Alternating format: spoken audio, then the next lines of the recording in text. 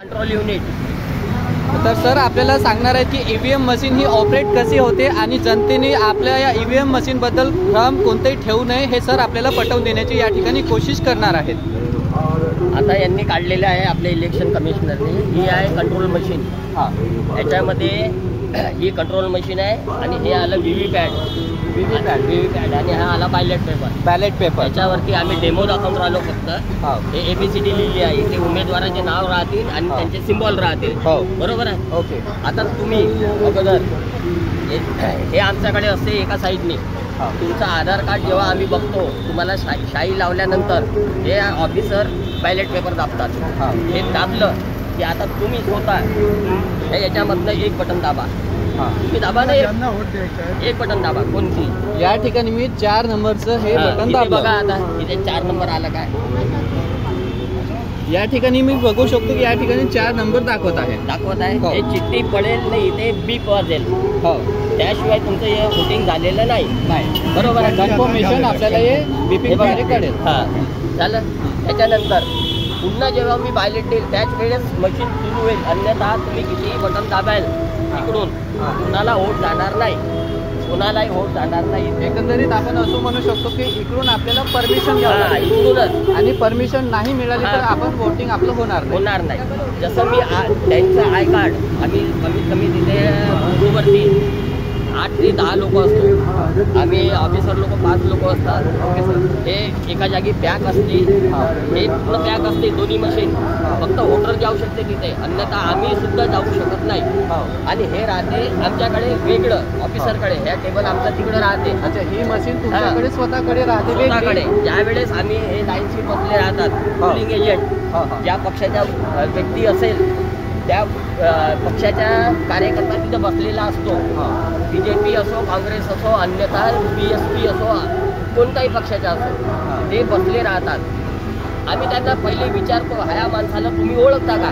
त्यांनी जर म्हटलं हो ओळखतो आणि त्याच्या लिस्टमध्ये जर नाव असेल त्याच वेळेस आम्ही त्याला क्रॉस करतो आणि समोर पाठवतो। समोर गेल्यानंतर हे साहेब बसले राहतात, हे त्यांच्या बोटाला हिंक लावतात, हिंक लावल्यानंतर पुन्हा समोर जातात। एकंदरीत आपण असं म्हणू शकतो की तो व्यक्ती त्या मतदारसंघामध्ये व्हॅलिड आहे किंवा नाही हे पहिले चेक करावं लागतं, केले जाते आणि त्याच्यानंतर त्याला वोटिंग देण्यासाठी समोर पाठवल्या जाते।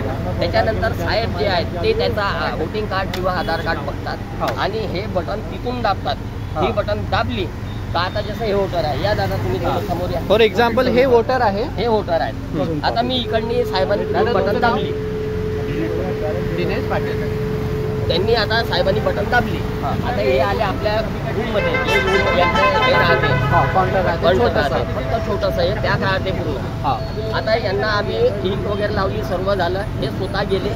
आता हे बॅलेट पेपर आणि हे EVM, ठीक आहे। आता तुम्ही एक वोट टाका, लक्षात ठेवा तुम्ही कोणाला 8 नंबर दाबा थोडा, 8 नंबर आला का? यांनी 8 नंबरचं बटन दाबल्याने या ठिकाणी आपण व्हेरीफाय करतो की 8 नंबरची चिठ्ठी या ठिकाणी एक बॅलेट पेपर, हे सर म्हणतात की हे बॅलेट पेपर निघालं मशीनमध्ये। हे बघून घ्या तुम्ही, ते बॅलेट पेपर, ते 2 वोटर झाले तुमचे, आता फक्त 2 वोटिंग झाले याच्यामध्ये, अकाउंटमध्ये 2च दाखवतील।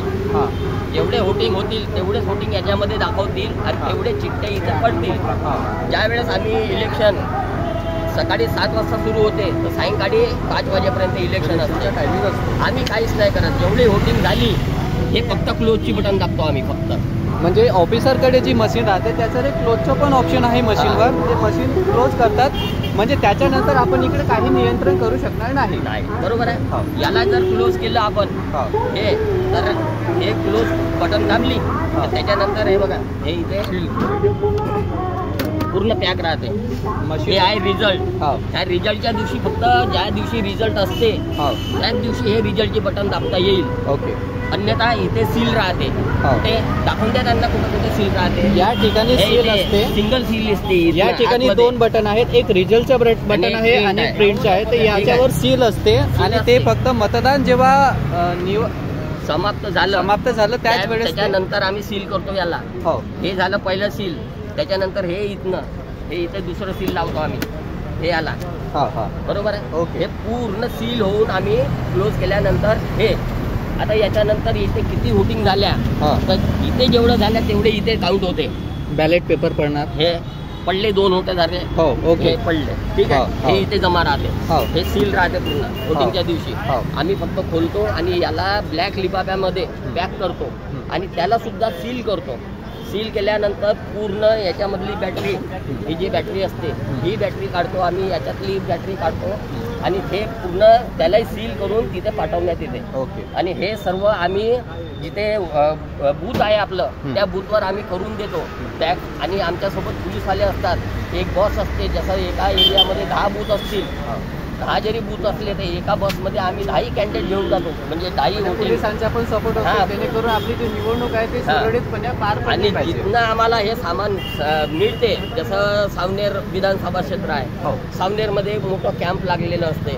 तिथे सर्वांच्या ड्युट्या असतात. सर्वांना बाय हँड कोणता एरिया, जसं सावनेरहून 25 किलोमीटर 50 किलोमीटर अशा आतमध्ये गावामध्ये आम्हाला जावं लागते. बरोबर आहे, बरोबर आहे. खेड्यातले लोक तरी तिथे पण हे ईव्हीएम मशीन आम्ही याच्या अगोदर वापरलेली आहे. त्याच्यामध्ये आम्हाला आजपर्यंत काही प्रॉब्लेम आलेला नाही. तुमच्या म्हणण्यानुसार तुमचं म्हणणं असं आहे की ईव्हीएम मध्ये कोणत्याही प्रकारचा घोटाळा होत नाही. नाही, असं मी म्हणत नाही आहे. आमचं काम किती आहे, आमची ड्युटी लागली राहते. आम्ही फक्त आमची ड्युटी करतो. सकाळी 7 वाजता वोटिंग मशीन सुरू केली, संध्याकाळी 5 वाजता क्लोज केली. तर त्याच्यानंतर हे ज्यांच्या सपोर्ट करायचं आहे त्यांना करून दिली, आम्ही झालो मोकळे. बरोबर आहे. त्याच्यानंतर हे कुठं जाते आणि कधी याचं रिझल्ट असते हे आम्हाला माहित नाही. ज्या वेळेस रिझल्ट असेल त्याच दिवशी हे ओपन केल्या जाते असं आम्हाला माहिती आहे. म्हणजे या ऑफिसर्सना ज्या कामासाठी त्या ठिकाणी निर्वाचित केल्या जाते तितकं काम ते करतात आणि ह्या मशीनला उच्च अधिकाऱ्याकडे ते सोपवलेल्या जाते. त्याच्यानंतर ह्या मशीन सोबत काय होते याची काही माहिती आम्हाला कळत नाही. बघा मित्रांनो, या ठिकाणी इथेच प्रश्न पडतोय. सर मला सांगा, या ठिकाणी आता ईव्हीएम बद्दल तुम्ही इन्फॉर्मेशन सांगितली, आता इलेक्शन कमिशन ऑफ इंडियाद्वारे तुम्ही हे जनजागृती करून राहिले, तर त्याच्या संबंधित मी तुम्हाला एक प्रश्न विचारतो की इलेक्शन कमिशन ऑफ इंडियाची जी बॉडी असते ते 3 मेंबरची बॉडी असते. By the Indian constitution of article 324 election commission of India is headed by the 3 members body, 1 chief electorate commissioner and other 2 members. तर त्याच्यामधून चीफ इलेक्टोरेट जो कमिशनर आहे तो असतो भारताचा सुप्रीम कोर्टचा जो चीफ जस्टिस असतो तो असतो. बरोबर आहे. त्याला सरकारने त्या ठिकाणून हटवलेला आहे. हटवले आहे की नाही तुम्हाला माहिती नाही माहिती बाबा. चीफ जस्टिसला हटवलेलं आहे, त्यावर तुमचं काय म्हणणं आहे? परंतु जनता वोट देते, वोटमध्ये ट्रान्सपरन्सी असायला पाहिजे. आपण जनता विश्वास कशी करणार की ते जे वोटिंग होत आहे ती योग्य व्यक्तीला जात आहे? आम्ही तर असं म्हणतो, आमचं म्हणणं असं आहे, आम्ही कर्मचारी असून सुद्धा आम्ही असं म्हणतो की ही जर बॅलेट पेपर निघून राहिला, आमचंही म्हणणं तेवढंच आहे. लोकांना आम्ही शिवा खाऊन राहिलो, इथे लावलं ना आम्ही स्वतः शिवा खातो. लोकांना आम्हाला जबाब द्यावा लागते. बरोबर आहे. आता लोकांचं म्हणणं एवढंच आहे की ही मशीन आहे, ही चिठ्ठी पडून राहिली, ही चिठ्ठी आम्हाला द्या, हे लोकांचं म्हणणं आहे. लोकांना समाधान होणार, लोकांना समाधान होणार की मी बा त्या पक्षाला मारलं, तर हे लोकांची हे आहे. तर हे असं त्यांनी करावं हे आम्ही म्हणतो. आम्हाला काय करायचं आहे, लोकांची मागणी आहे. या ठिकाणी जनता काय म्हणते जनतेचं आपण जाणून घेऊया. ईव्हीएम हटलं पाहिजे की नाही? ईव्हीएम हटलं पाहिजे. ईव्हीएम हटलं पाहिजे. सर ईव्हीएम हटलं पाहिजे की नाही? हटलं पाहिजे. हटलं पाहिजे. ईव्हीएम हटलं पाहिजे की नाही? सर ईव्हीएम हटलं पाहिजे की नाही? जेव्हा जनता म्हणते की ईव्हीएम हटलं पाहिजे आणि सरकार म्हणते की तुम्ही ईव्हीएमनेच वोट करा, हा एक कोणते लोकतंत्र आहे हा प्रश्न आहे मित्रांनो. बॅलेट पेपरनं वोटिंग घ्यायला पाहिजे. जनता म्हणते की आम्ही बॅलेट पेपरवर निवडून द्यायला तयार आहोत, पण सरकार म्हणते की तुम्ही ईव्हीएम वरच करा. याच्यामध्ये काय घोटाळा आहे जनतेचं त्यांना माहीत.